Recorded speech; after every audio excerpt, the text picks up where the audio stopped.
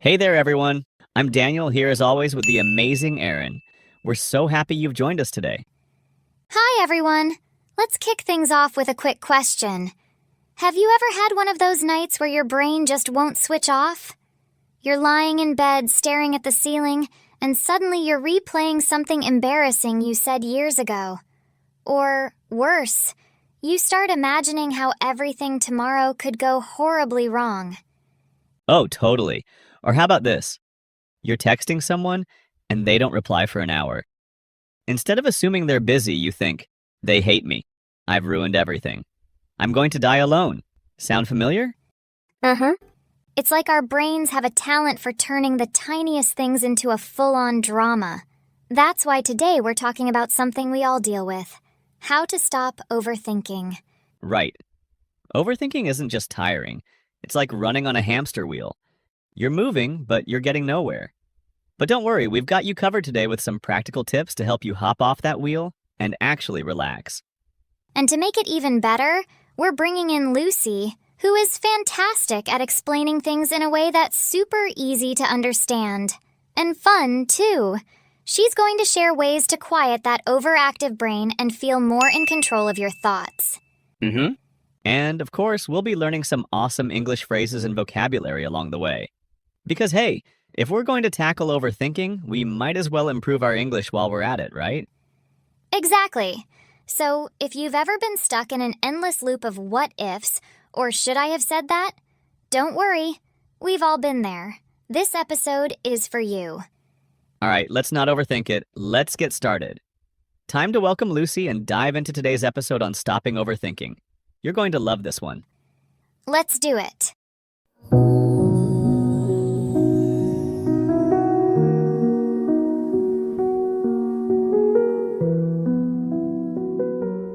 Imagine a child flying a kite on a bright, breezy afternoon. The sky is clear, the wind is perfect, and the kite soars higher and higher. The child smiles, tugging the string to keep it balanced. But suddenly, the string begins to tangle. In a rush to fix it, the child pulls harder, twisting the string more. The kite wobbles, falters, and then crashes to the ground. The fun moment turns frustrating. Now picture this. What if the child had paused, taken a breath, and gently worked through the knots instead of panicking? The kite would have flown again free and graceful. Our thoughts are much like that kite. When left to flow naturally, they lift us to new heights. But when we overthink, pulling and twisting them too much, they tangle, pulling us down. Overthinking keeps us stuck in the knot of what-ifs and should-haves, making it hard to move forward. But like the child with the kite, we can learn to untangle our minds. And sometimes, it starts with just letting go. Life, much like the sky, is full of unpredictable winds. Challenges, uncertainties, and decisions come at us from all directions. It's natural to think about them. They deserve our attention. But overthinking happens when we dwell on them too much, trying to control every gust of wind, every possible outcome. The harder we pull at the string, the more our thoughts spin out of control. Take Emma, a college student preparing for an important exam. She studied hard, but as the exam approached, her thoughts spiraled. What if I forget everything? What if the questions are too hard? What if I fail and disappoint everyone? Instead of focusing on what she could control, reviewing her notes, taking breaks, Emma spent hours replaying worst-case scenarios in her mind. The result? Sleepless nights, endless anxiety, and a drained mind before the exam even began. Emma's story reminds us of something simple yet profound. Overthinking doesn't solve problems, it creates new ones. Just like the kite, our minds need space to breathe. And the first step is learning to pause. There's a saying that fits perfectly here. You can't stop the waves, but you can learn to surf. Our minds are like the ocean, full of waves, thoughts, emotions, doubts, and hopes. Some waves are small and gentle, easy to ride. Others are towering and intimidating, threatening to pull us under. Overthinking happens when we try to control these waves, fighting against the current. But the truth is, the waves are a natural part of life. We can't stop them. What we can do is learn to surf. Think about Stella, a young professional who constantly overthinks her decisions at work. After every meeting, she replays her words in her mind. Did I say the wrong thing? Should I have added more details? What if my boss thinks I'm not capable? These thoughts crash over her like waves, one after another, leaving her exhausted. But when Stella started focusing on riding each wave instead of fearing it, her perspective shifted. Instead of questioning every word she spoke, she learned to trust herself. She reminded herself that one meeting didn't define her abilities. Riding the waves doesn't mean ignoring them. It means acknowledging their presence, understanding that they're temporary, and choosing how to respond. Many people believe that overthinking is a sign of being careful or thorough. I'm just analyzing everything to be prepared, they say. But let's be honest, overthinking is rarely productive. It feels like problem solving, but it's not. It's like spinning in a hamster wheel, moving endlessly but going nowhere. Here's an example. James, an entrepreneur, spent weeks overthinking a decision about his new business venture. He made lists, pros and cons, and backup plans for every possible scenario. But the more he thought, the more confused he became. Instead of clarity, he felt stuck. Overthinking had trapped him in indecision. What James didn't realize is that no amount of thinking could guarantee a perfect outcome. Life is unpredictable, and sometimes action, no matter how imperfect, is the best way forward. Overthinking isn't about solving problems, it's about getting stuck in a loop. Imagine trying to solve a puzzle with the same few pieces, refusing to consider new ones. Overthinking keeps you locked in the same cycle of thoughts, making it hard to see the bigger picture. Why do we overthink? Often it's because we're afraid of failure, rejection, or the unknown. But here's the paradox. Overthinking doesn't protect us from these fears. It amplifies them. It's like trying to shield yourself from the rain with a colander instead of an umbrella. The more you try, the wetter you get. Letting go doesn't mean giving up. It means accepting that we can't control everything, and that's okay. Imagine holding a jar of muddy water. If you shake it constantly, the water stays cloudy. But if you set it down and let it rest, the dirt settles and the water becomes clear. Our minds work the same way. When we stop overthinking, we give our thoughts a chance to settle.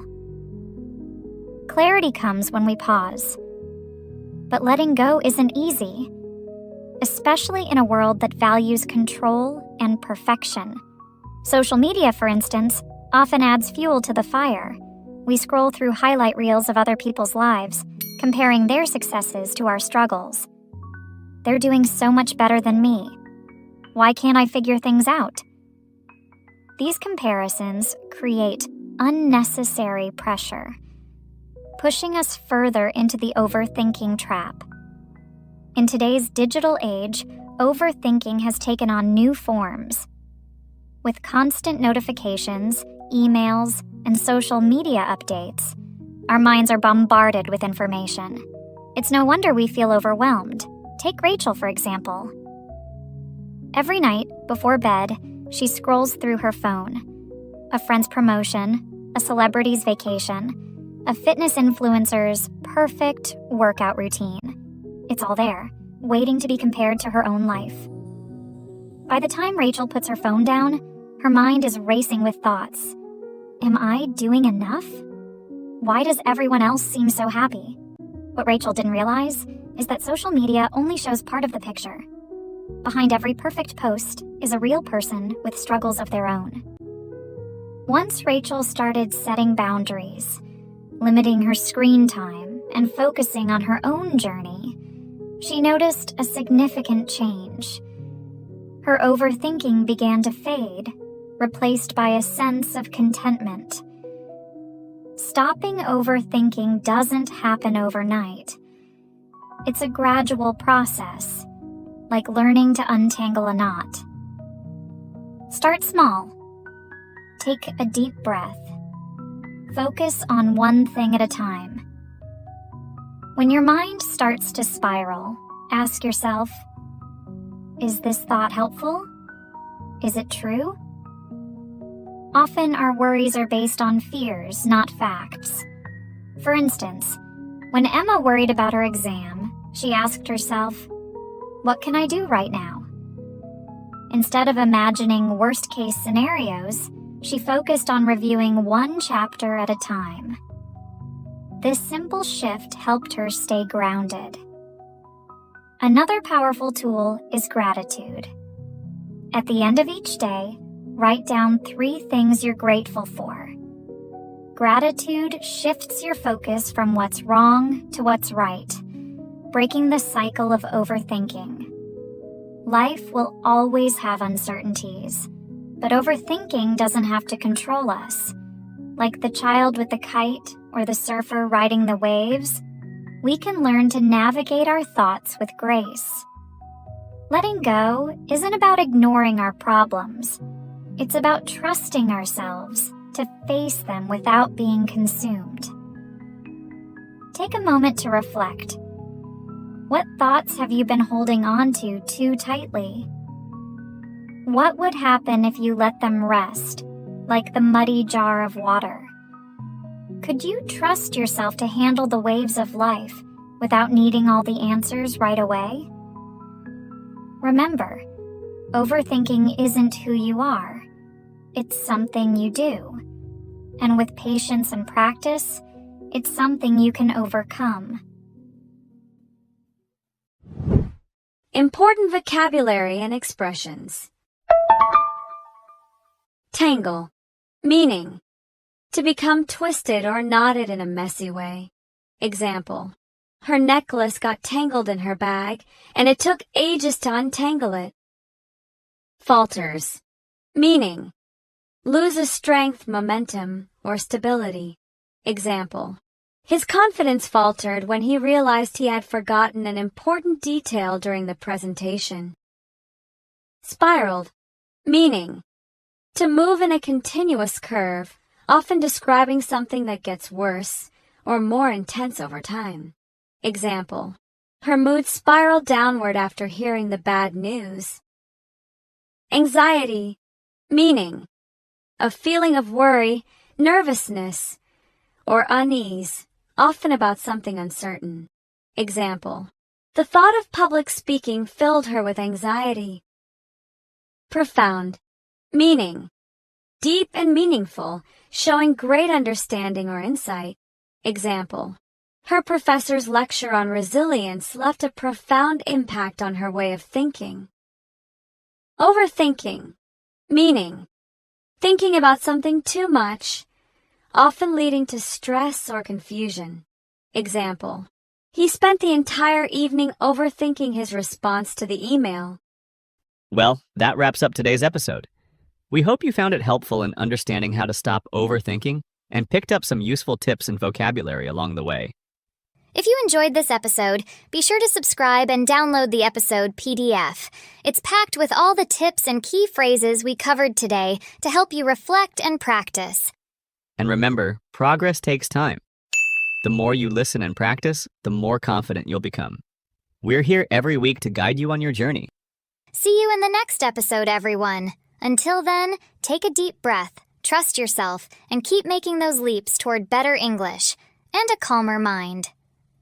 Bye for now, and as always, happy learning. Like button and subscribe to my channel.